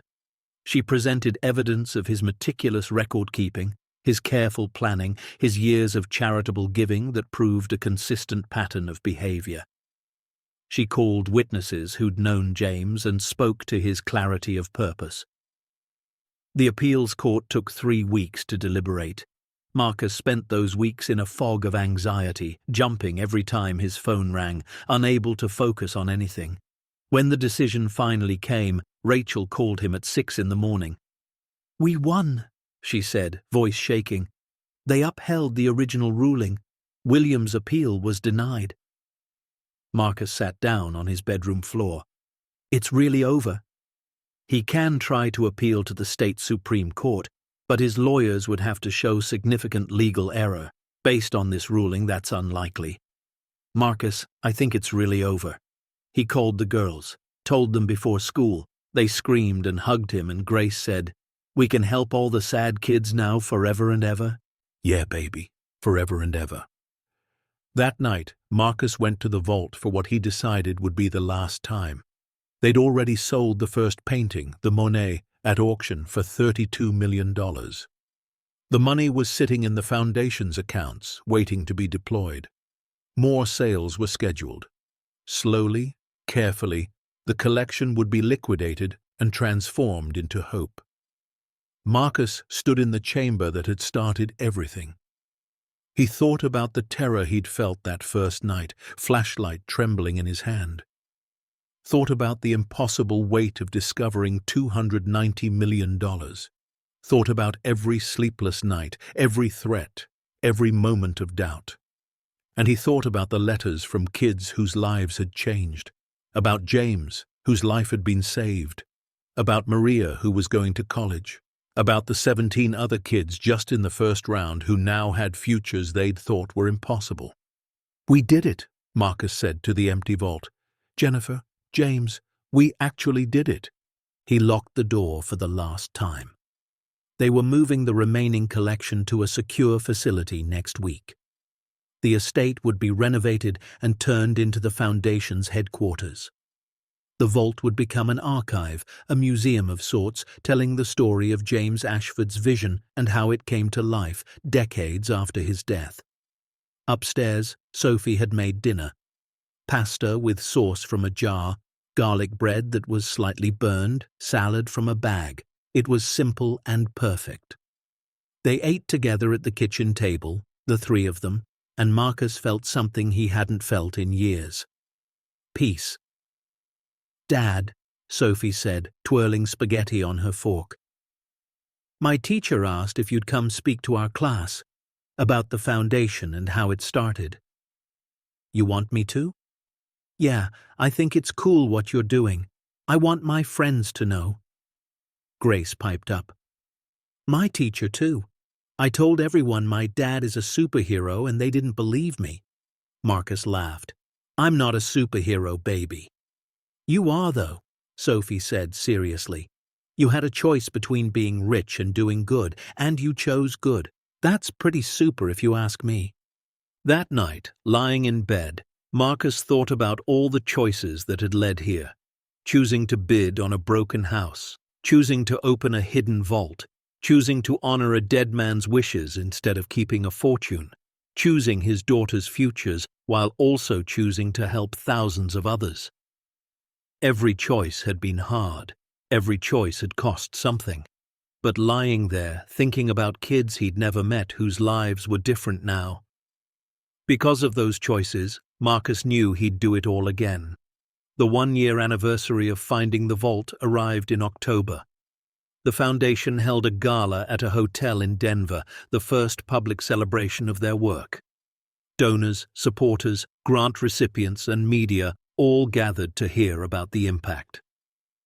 Marcus stood backstage in a rented tux, hands sweating, while Rachel gave him a pep talk. "You've spoken to kids, to boards, to hostile town meetings. This is just another audience. This audience has expectations. I'm supposed to be inspiring." "You are inspiring. Just tell the truth." He walked onto the stage and looked out at 300 faces. He saw Sophie and Grace in the front row, dressed up, beaming with pride. He saw Bill and Clara and other Blackwood residents who'd made the drive. He saw kids the foundation had helped, some of them flying in from other states just to be there. And he saw Dr. Webster, the appraiser, who'd helped authenticate the collection and had become a friend and advisor. "A year ago," Marcus began, voice shaking slightly, "I bought a house for $6,300, thinking I was giving my daughters a home. What I actually bought was a responsibility, a legacy, and a chance to be part of something bigger than myself." He told the story. All of it. The auction, the hidden vault, the letter from James Ashford, the threats from William, the court battles, the town's anger, the moment he decided to honor James's wishes instead of keeping the fortune. "People ask me if I regret it," Marcus said. "If I wish I'd just kept the money and given my kids an easier life.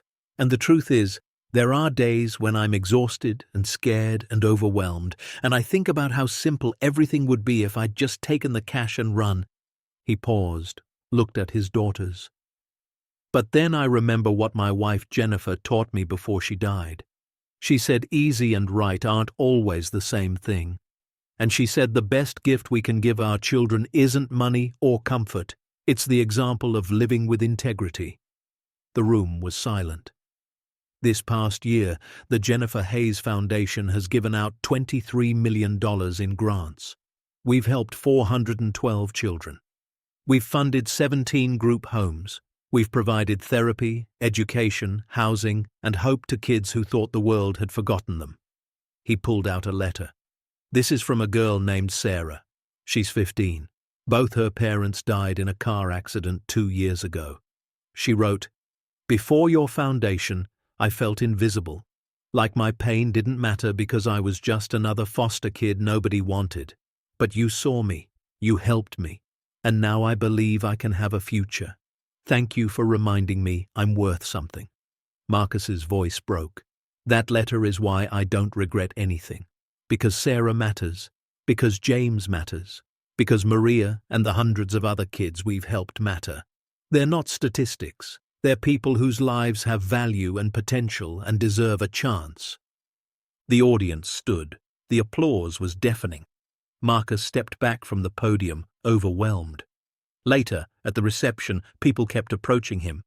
Donors wanting to contribute, organizations wanting to partner, media wanting interviews. But the moment that broke him was when a young woman, maybe 22, approached nervously. "Mr. Hayes, I'm Jessica. You probably don't remember me, but I wrote you a letter 5 years ago." Marcus was confused. 5 years ago? "I was in foster care in Denver, going through a really hard time. I found an old article about your wife's obituary, about how much she cared about helping others. I was struggling and I wrote you a letter asking for advice. You wrote back." Marcus's throat tightened. He did remember. It was maybe 6 months after Jennifer died, when he was drowning in grief. He'd gotten a letter from a teenage girl asking how to keep going when everything hurt. And he'd written back, shared his own pain, told her to hold on. "You told me that loss doesn't end," Jessica said, tears streaming down her face, "but that it transforms. and that the people we love would want us to keep living, keep trying, keep hoping. That letter saved my life. I was planning to kill myself. Your words stopped me." Marcus couldn't speak. "And now," Jessica continued, "seeing what you've built, knowing that the man who saved my life 5 years ago is now saving hundreds more, I had to come thank you in person. You've been a hero to me for a long time, Mr. Hayes. I just wanted you to know." She hugged him and walked away, leaving Marcus standing in the middle of the gala crying like a child. Sophie and Grace found him, wrapped their arms around him. "You okay, Dad?" Sophie asked. "Yeah," he managed. "Yeah, I'm really okay."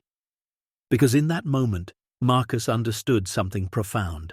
The vault, the money, the foundation, none of it was about him. It had never been about him. He'd just been the person who happened to be there when the universe decided it was time for James Ashford's dream to come true. The estate renovation finished in November. The crumbling mansion Marcus had bought for $6,300 was transformed into a beautiful headquarters. The foundation's offices occupied the first floor.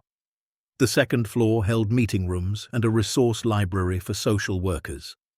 The third floor was converted into temporary housing for kids in crisis, a place they could stay while permanent arrangements were made. And the vault, the secret chamber that had started everything, became a museum. Visitors could tour it by appointment, see photographs of the original collection, read James Ashford's letter, and learn about the foundation's work. All proceeds from tours went directly to grants. Sophie and Grace got their own rooms finally, in a small apartment attached to the headquarters. It wasn't fancy, but it was stable. Marcus took a modest salary as executive director, enough to live on, but nothing extravagant. The rest of his time and energy went to the work. The first holiday season in the new building was magical. Staff decorated the offices. Grant recipients sent cards and photos. On Christmas Eve, the foundation held an open house. Over 100 people came, many of them kids who'd received help. One boy, maybe 13, approached Marcus shyly. "Mr. Hayes, I'm Tyler. You gave my family a grant so we could stay together after my parents died. My grandma didn't have money to take care of me and my sisters, but your foundation helped. We're still together because of you." Marcus knelt down to Tyler's level. "I'm glad we could help. How are you doing?" "Better. My grandma says every night we should say thank you to God and to you." "Just God is fine," Marcus said gently. "We're just doing what we can." "Well, I wanted to give you this." Tyler handed him a drawing. It showed a stick figure man with a cape standing in front of a house with a huge heart on it. At the bottom, in careful letters, "Thank you for saving my family."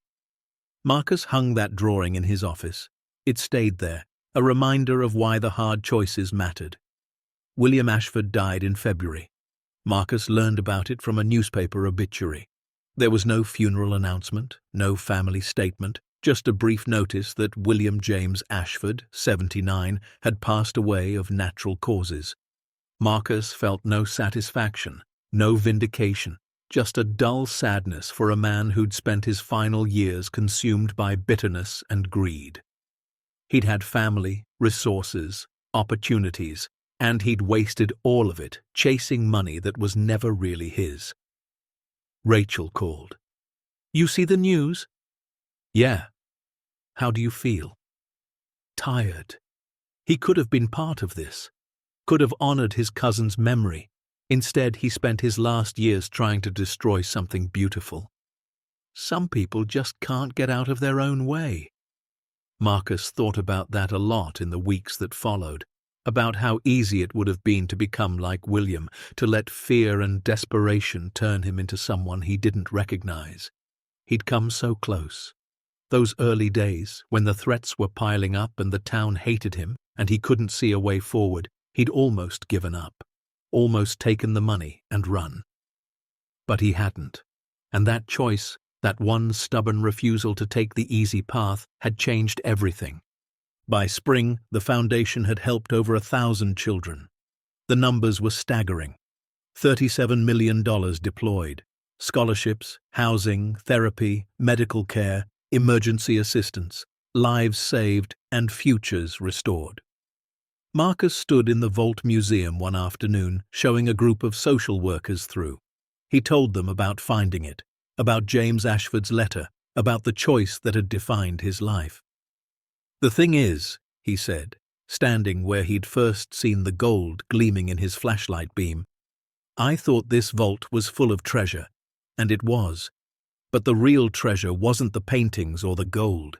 It was the opportunity, the chance to be part of something that mattered, to take grief and loss and turn it into hope." One of the social workers raised her hand. "Do you ever regret not keeping it, not securing your family's future?" Marcus thought about Sophie, now applying to colleges with full knowledge she had a trust fund waiting. Thought about Grace, thriving in a stable home with opportunities Jennifer would have loved. Thought about himself, exhausted, but fulfilled in a way his construction job had never provided. "My family's future is secure," he said. "Not because of money, but because of what they've learned. Sophie and Grace have seen that doing the right thing matters more than doing the easy thing. They've seen that wealth means nothing if you don't use it with purpose. They've seen that one person really can make a difference if they're willing to try. That's a better inheritance than any trust fund." The tour ended. Marcus walked through the Foundation's offices, greeting staff, checking on programs. This place, this beautiful, purposeful place, had risen from the ashes of a broken mansion. Just like he'd risen from the ashes of grief. Just like 1,000 kids had risen from the ashes of loss. That evening, he went home to the apartment. Sophie was studying for finals. Grace was working on a school project about heroes. She'd chosen her dad, which made him tear up every time he thought about it. They ordered pizza, sat together on the couch watching some animated movie Grace loved. And Marcus felt the thing he'd been chasing since Jennifer died finally settle into his chest. Contentment. Not happiness exactly, because grief never fully left, but contentment. The knowledge that he'd honored Jennifer's memory, James Ashford's vision, and his own values. The knowledge that when his time came, he'd leave behind something more valuable than wealth. He'd leave behind lives changed. 2 years after finding the vault, Marcus stood on the hilltop behind the estate watching the sunrise. The mountains glowed pink and gold. The world was waking up. His phone buzzed. A text from Rachel. "Just got word. We hit our goal. $50 million deployed. 2,000 kids helped. You did it, Marcus." He read it 3 times. 2,000 kids. 2,000 lives touched by James Ashford's generosity and Marcus's choice to honor it. 2,000 futures that looked different now. He thought about the Marcus who'd sat in his truck outside the courthouse 2 years ago, hands shaking, holding that auction listing. That man had been desperate, grieving, barely hanging on. He'd made a bid thinking he was buying shelter. What he'd actually bought was transformation.